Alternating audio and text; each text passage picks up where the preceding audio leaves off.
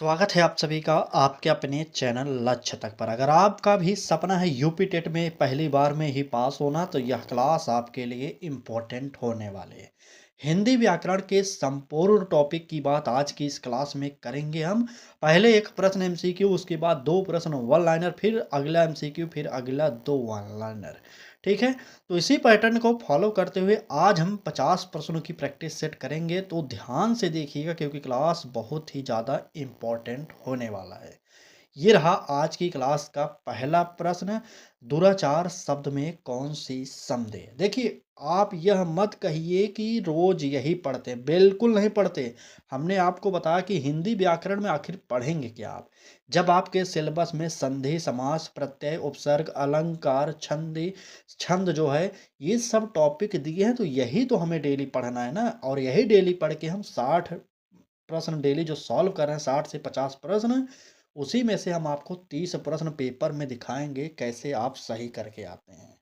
ठीक है, तो चलिए डेली क्लास करिए क्योंकि हिंदी व्याकरण का सिलेबस आपका पता आपको चल गया होगा। यहाँ से क्लास देखिए आप। ठीक है, पूछा जा रहा है कि दुराचार शब्द में कौन सी संधि है? गुण संधि होगा, वृद्धि संधि होगा, व्यंजन संधि होगा या विसर्ग संधि होगा? अगर आपको इस प्रकार के शब्दों का अगर संधि नहीं पता तो तुरंत इस शब्द का संधि विच्छेद करेंगे, तुरंत उत्तर निकल जाएगा। ठीक है, तो यहाँ पर दुह धन आचार हो जाएगा इसका संधि विच्छेद, यानी कि यहाँ पर विसर्ग संधि होगा। डी वाला उत्तर सही कर लीजिए।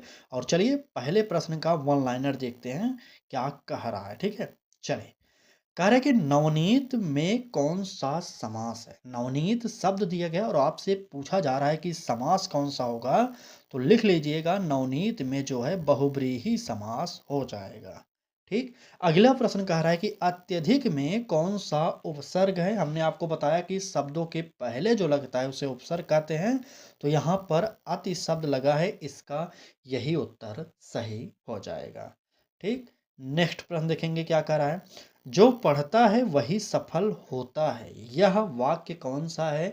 ए ऑप्शन कह रहा है कि मिश्र वाक्य, बी ऑप्शन संयुक्त वाक्य, सी ऑप्शन सरल वाक्य और डी ऑप्शन आज्ञार्थक। तो यहाँ पर आज्ञार्थक की कोई बात नहीं हो रही है।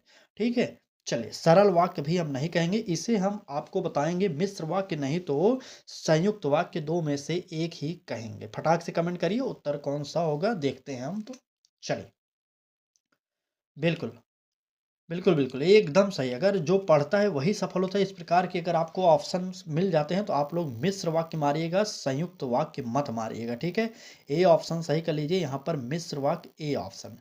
ठीक, नोट कर लीजिए और आगे बढ़िए। अगला प्रश्न देखेंगे क्या कह रहा है। कहा जा रहा है कि नीलकंठ में कौन सा समास है?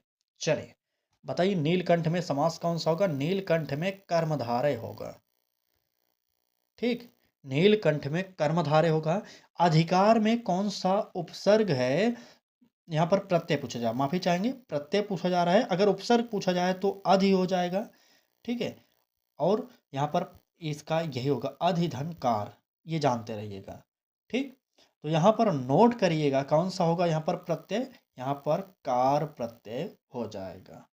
बिल्कुल, चलिए आगे आइए। अगला प्रश्न देखते हैं क्या कह रहा है। चलना फिरना किस प्रकार का समास है? कर्मधारय होगा, द्वंद्व होगा, बहुव्रीहि होगा या तत्पुरुष होगा? फटाक से कमेंट करिए और उत्तर बताइए कौन सा सही होगा। चलिए, चलना फिरना किस प्रकार का समास है? प्रश्न संख्या 3 का उत्तर। तो यहाँ पर नोट करिएगा, चलना फिरना जो शब्द है यहाँ पे द्वंद्व समास होगा। बी ऑप्शन हमने आपको पहले ही बता दिया कि द्वंद्व समास के कुछ ट्रिक होते हैं। अगर आपको कुछ भी ना समझ में आए तो बीच में जो योजक चिन्ह लगा है इसको देखिएगा। चलना फिरना, उठना बैठना, माता पिता, भाई बहन, इस प्रकार के अगर आपको शब्द मिले तो तुरंत द्वंद्व समास मारिएगा। ठीक, बिल्कुल। चलिए समझ गए हैं, तो आगे चलते हैं। अगले वन लाइनर की बात कर रहा है, तो कह रहा है कि अंधकारमय शब्द में कौन सा प्रत्यय है? अंधकारमय, तो यहाँ पर देखिए अंधकार शब्द में मय लास्ट में आया, तो यहाँ पर ये मय जो है प्रत्यय हो जाएगा। ठीक है, अगला प्रश्न कह रहा है कि सुपुत्र में कौन सा उपसर्ग है? यहाँ पर उपसर्ग की बात कर रहा है, तो यानी कि जो पहले आया है, यानी कि पुत्र में जो जुड़ा है, पुत्र में जो लगा है वो है सु। यही तो लगा है ना, तभी तो सुपुत्र बना। तो बिल्कुल यही हमारा हो जाएगा उत्तर। अगर क्लास अच्छी लग रही हो तो लाइक कर दीजिए, चैनल पर पहली बार आए हो तो सब्सक्राइब कर लीजिए और बेल आइकन को ऑन करिए। ठीक है? क्योंकि इस बार आपको यूपी टेट की फ्री क्लासेज हमारे द्वारा प्रोवाइड की जाएगी। अगला प्रश्न देखिए, कह रहा है कि राम के द्वारा कार्य हुआ वाक्य का वाच्य है। क्या वाच्य है? कर्तृवाच्य है, कर्मवाच्य है, भाववाच्य है या प्रेरणार्थक है? प्रश्न संख्या 4। चलिए बताइए। राम के द्वारा कार्य हुआ अगर ये कह रहा है तो कहीं न कहीं यहाँ पर हमारा क्या होगा?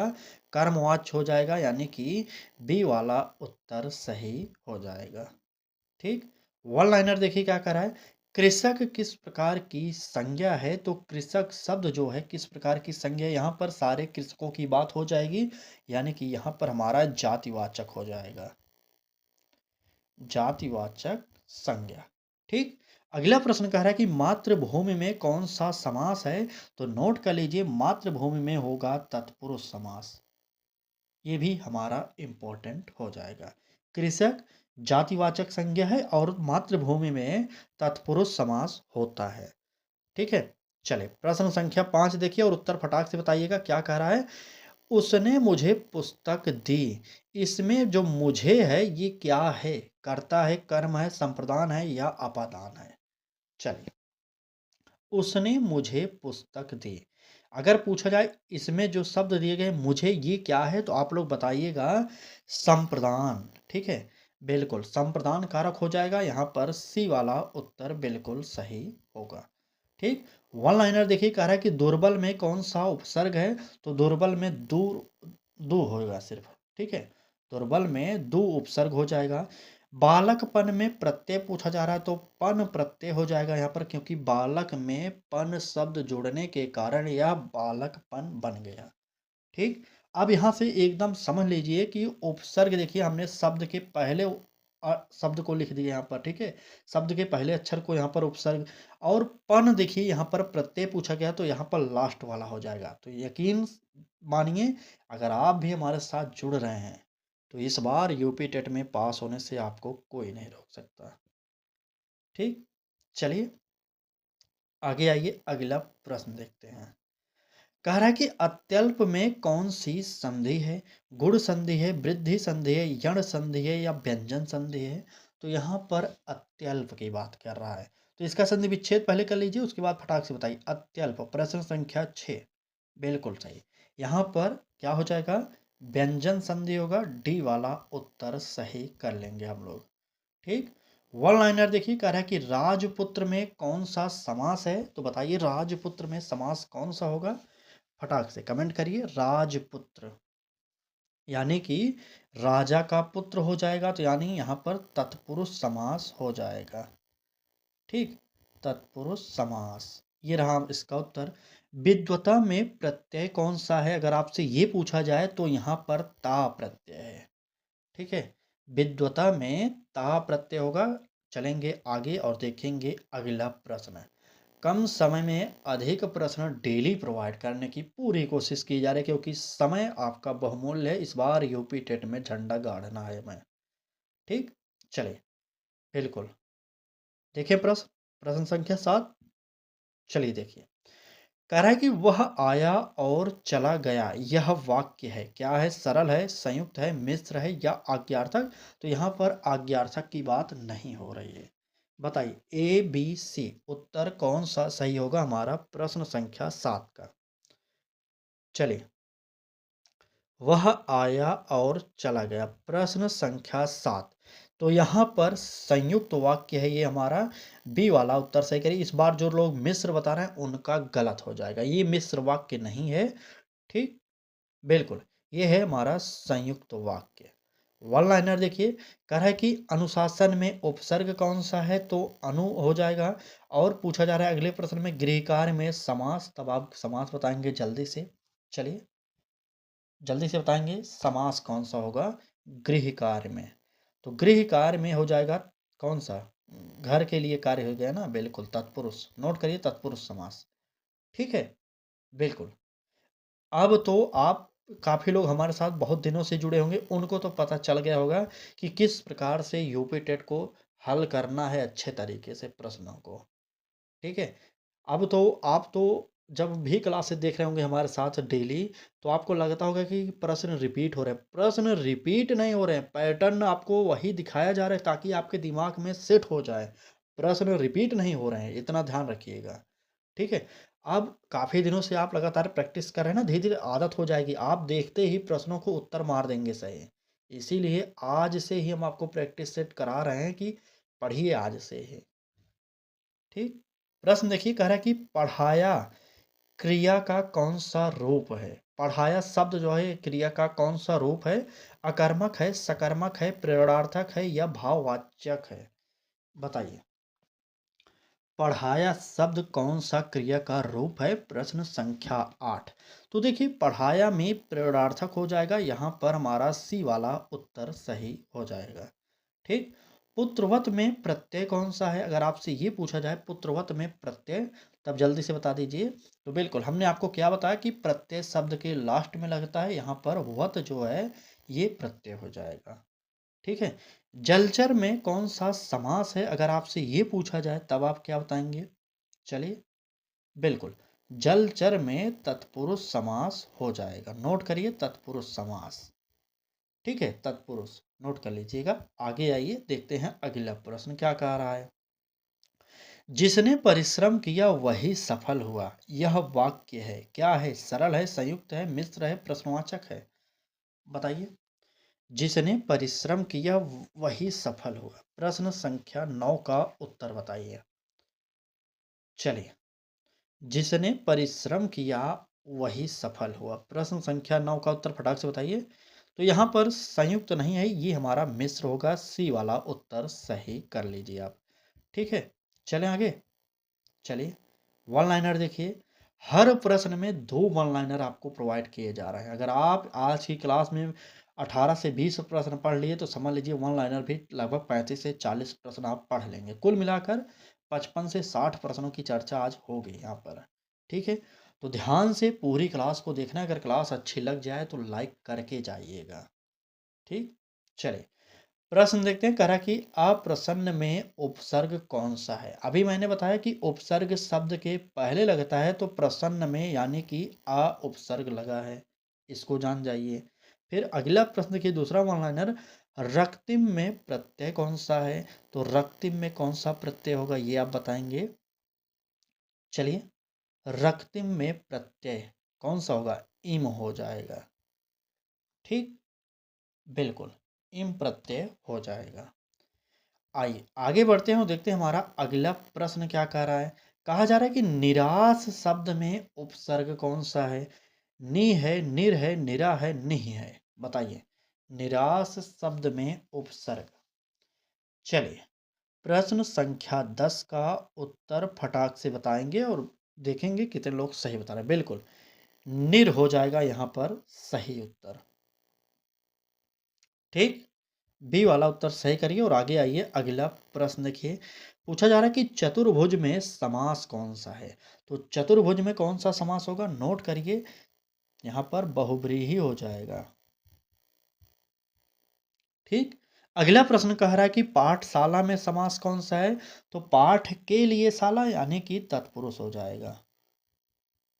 एक मिनट, यहाँ पर हम क्या लिखने लगे? चलिए, तत्पुरुष नोट करिए, तत्पुरुष समास। ठीक है? चलिए, बात अगले प्रश्न की जाएगी। कह रहा है कि बहुत अधिक का शुद्धतम रूप है। बहुत अधिक शब्द दिए गए और पूछा जा रहा है इसका शुद्धतम रूप क्या है? बहुधा है, अत्यधिक है, अति है या अतिक्रम है?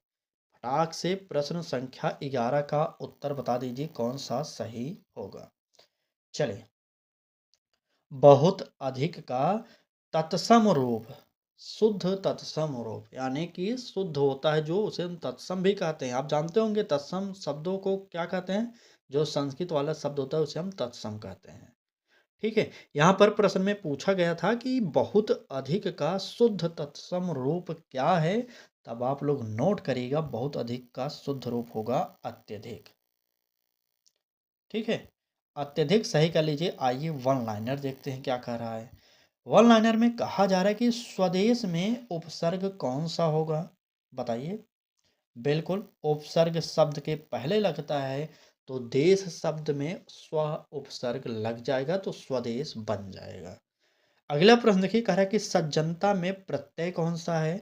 तो सज्जनता में प्रत्यय कौन सा होगा? तो ता प्रत्यय होगा। सज्जन में ता जोड़ने से ये सज्जनता शब्द बन जाता है। ठीक, चलिए आइए आगे बढ़ते हैं, देखते हैं अगला प्रश्न क्या कह रहा है। बालक रो रहा है, इसमें क्रिया का काल है, कौन सा काल है? भूतकाल है, वर्तमान काल है, भविष्यत काल है या आज्ञार्थक है? फटाक से बताइए, बालक रो रहा है, इसमें क्रिया का कौन सा काल है? चलिए प्रश्न संख्या 12 का उत्तर बताइए। बिल्कुल बिल्कुल, वर्तमान में बालक रो रहा है तो इसलिए हमारा वर्तमान काल हो जाएगा। बी वाला उत्तर सही कर लीजिए आप लोग। ठीक, अगला प्रश्न देखिए, वन लाइनर क्या कह रहा है।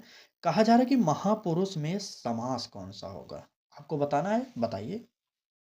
चलिए, महापुरुष में समास और असत्य में उपसर्ग, दोनों का उत्तर बताइए। बिल्कुल बिल्कुल, देखिए महापुरुष में कौन सा समास होगा? कर्मधारय होगा। ठीक, कर्मधारय। असत्य में उपसर्ग पूछा जा रहा है तो आ उपसर्ग हो जाएगा, क्योंकि सत्य में आ उपसर्ग जोड़ने से ही असत्य शब्द बन जाता है। ठीक, दुख में कौन सी संधि है? आपको बताना है। विसर्ग संधि होगा, गुण संधि होगा, वृद्धि संधि होगा या यण संधि होगा? बताइए, फटाक से कमेंट करिए और उत्तर बताइए। चलिए, बिल्कुल, दुख में विसर्ग संधि होती है। यहाँ पर नोट कर लीजिएगा, दुख में जो है ये विसर्ग संधि होगा। ए वाला ऑप्शन बिल्कुल सही हो जाएगा।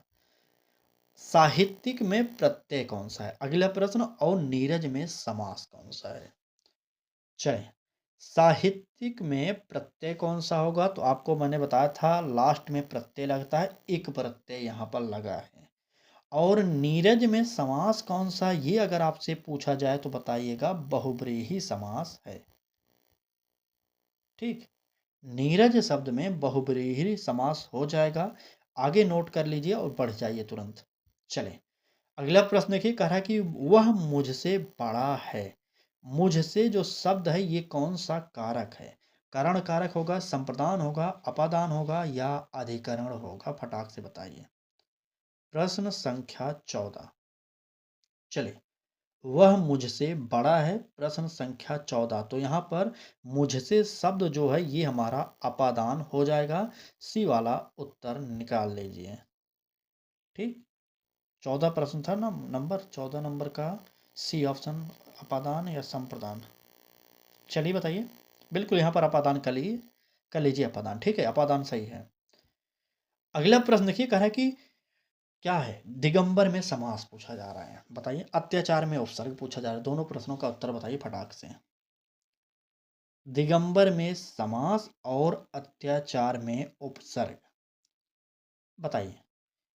चलिए, तो समास की बात दिगंबर में की जा रही है तो यहाँ पर बहुब्रीहि हो जाएगा। ठीक है, बहुब्रीहि नोट करिएगा। अत्याचार में जो होगा अति उपसर्ग हो जाएगा। उपसर्ग ही पूछा गया था ना, बिल्कुल अति उपसर्ग यहाँ पर हो जाएगा। अगला प्रश्न देखिए, कह रहा है कि पढ़कर शब्द में अव्यय है, कौन सा अव्यय है? संबंध बोधक है, समुच्चय बोधक है, क्रिया विशेषण है या कृदंत अव्यय है? चलिए फटाक से बता दीजिए कौन सा होगा। प्रश्न संख्या 15, उत्तर फटाक से बताइएगा कौन सा सही होगा। तो यहाँ पर नोट करिएगा, पढ़कर शब्द में अगर अव्यय की बात किया जाए तो ये है हमारा कृदंत अव्यय, यानी डी वाला ऑप्शन सही हो जाएगा। ठीक, दुरुपयोग में उपसर्ग कौन सा है? सौंदर्य में प्रत्यय कौन सा है? दोनों का उत्तर फटाक से बताइए। चलिए, दुरुपयोग में कौन सा उपसर्ग है? दुरुपसर्ग है। ठीक, और सौंदर्य में कौन सा प्रत्यय है? तो या प्रत्यय हो जाएगा। ये आप जानते रहिए और नोट कर लीजिए। आगे आइए, अगला प्रश्न देखेंगे। किसी ने दरवाजा खटखटाया, वाक्य का प्रकार है, कौन सा प्रकार होगा? निश्चयात्मक होगा, प्रश्नवाचक होगा, विस्मयादिबोधक होगा या आज्ञार्थक होगा? प्रश्न संख्या 16। चलिए, किसी ने दरवाजा खटखटाया, वाक्य का कौन सा प्रकार होगा? तो ये होगा निश्चयात्मक। ठीक, चलिए ये ऑप्शन सही कर लीजिए। आगे आइए, लोकहित में समास कौन सा होगा? तो यानी कि लोकहित का उत्तर बताइए फटाक से। तो तत्पुरुष।